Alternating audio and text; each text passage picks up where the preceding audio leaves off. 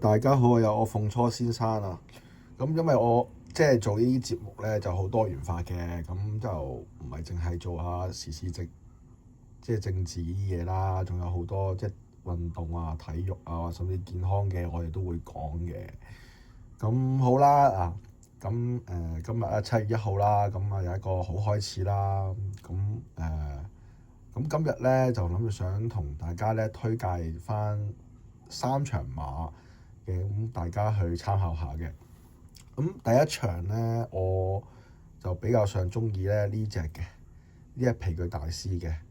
咁佢最近亦都有2場贏咗啦，都係就雖然係谷草跑，但係其實佢做嗰個時間亦都好嘅，同埋一隻馬咧都係5歲咧，要 keep 住有進步啦。咁你上場跑2000米咧，咁佢咧就全程走3碟嘅，其實係咁相對嚟講，隻馬其實可以擺前少少走嘅。如果你睇翻佢嗰場跑1800米就知道啦，佢9檔都係講真都係擺二位咁樣跑嘅。咁即係隻馬其實都可以跟前少少。咁好啦，咁今場馬咧，咁相對嚟講咧，個 pacing 嚟講咧，亦都冇咁快喎。你睇下啦。咁如果你睇下邊隻放頭嘅，咁啊咪最多咪上市魅力咯，同埋隻貝貝龍咯。咁隻馬如果佢做到翻少少前速嘅話，咁佢可以咧殺埋嚟，咁或者可能搶到個2碟咁樣啦，同埋都係跑1800米就唔使蝕多個彎位啦。咁始終你上場馬嗱，佢都係走10檔嘅，10檔跑2000米，佢第一個彎已經蝕咗噶啦。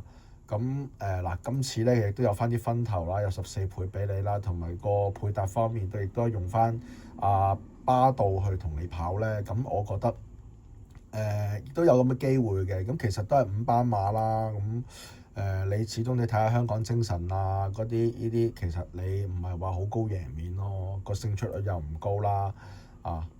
你睇下啦，今年其實佢都冇贏到嘅，其實都係得個近字，即係追近咯。咁你有而且咧場馬亦都講真，佢都係個步速方面咧，亦都比較慢啲嘅，睇到都係。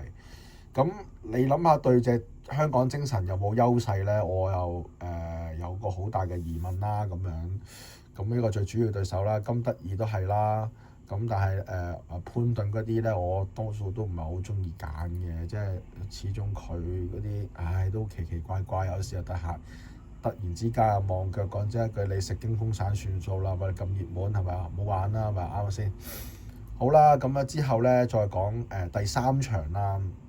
第3場馬咧，咁我亦都有個心水推介咧，就係呢隻太太精神嘅。咁太太精神咧對上3場啦咁亦都排咗個好外檔啦。嗱，12、11、13檔，哇，全部外檔嘅。你睇下佢就識追㗎，佢唔係唔識追㗎，佢都跑得唔錯㗎，亦都係。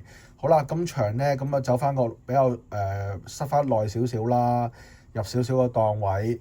咁呢一場咧個相對嘅對手咧亦都唔係話好即係好有優勢啦。嗱，仗義佢啱啱落班跑咧，你始終孭咗重磅咧，你都係有個疑問嘅。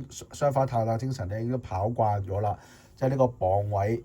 咁佢亦都有個好檔啦，可以蝕翻大概可能6、7、8位咁樣喺個內欄度捐一捐咁樣，之後入到直路拉出去衝一衝咁 OK 啦。咁再者艾杜拿咧，亦都最近依輪個手風都唔錯啊。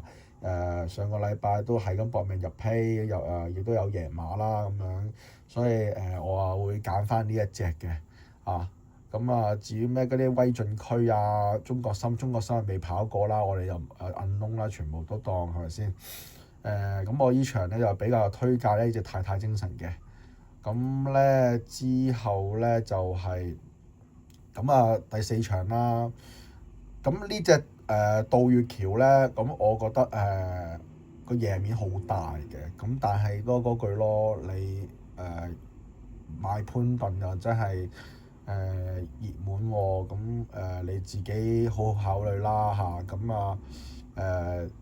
Q 咧就一定要有翻佢嘅。咁譬如話你買鐵角嘅時候，咁咪預翻佢咯。咁其實隻馬真係好好嘅，真係，因為你諗下對上嗰場佢跑，佢輸俾呢隻咩咧？呢個津智神啊，手到齊來啊，其實都做個時間都唔錯嘅。你睇翻個時間啦，都去到1分08秒7幾嘅都，所以都唔曳嘅。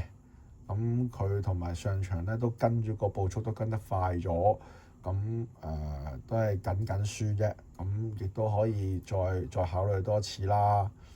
咁跟住咧，我再睇翻先，有一場嘅14號啦，冇錯啦。咁咧就係呢隻彭越啦。咁彭越咧，咁咧最近依輪咧有進步啦，同埋其實講真一句，佢呢家咁嘅分，佢上場佢自己40分，佢都可以落5班跑㗎。咁點解都唔仲落5班跑咧？咁依然維持仲喺4班度跑咧？咁其實我覺得佢即係喺部署上亦都可以諗去用5班去跑嘅，佢40分。咁但係佢都冇選擇咁做。咁啊 keep 住仲喺4班度競逐啦。咁好啦，呢家啱啱加咗1分，咁啊焗住一定要跑4班啦。咁上場啦，佢都係輸俾咩咧？輸俾一隻表現好嘅喎，嗰兩隻都係一隻表現好，一個英俊飛駒啦，咁一隻就火焰閃爍啦。咁兩隻馬嗰個表現咧，亦都係相對嚟講穩定啦，亦都係幾好嘅。咁上場亦都係守咗個好位啦，咁嚟跑。咁好啦，今次用個梁家俊啦，咁亦都雖然話都叫熱門嘅，都係5倍幾咁但係都可以值得一睺下嘅。暫時啦，咁今日咧就講住咁多先啦。咁好啦，我又講翻一次咧，我會推介翻咧第一場咧就3號啦，皮具大師啦，跟住就係第3場2號嘅太太精神啦，跟住之後咧就係4場2號渡月橋啦。咁之後就係輪到第8場嘅彭越啦。好，咁多謝晒大家，希望祝大家好運啦嚇。好，拜拜。